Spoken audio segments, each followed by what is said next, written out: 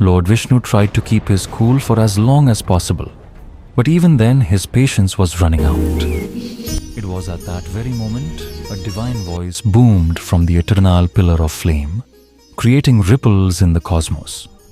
The voice advised them to calm down and offered them a solution: that whosoever finds either of the ends of the flame pillar before the other will be declared superior.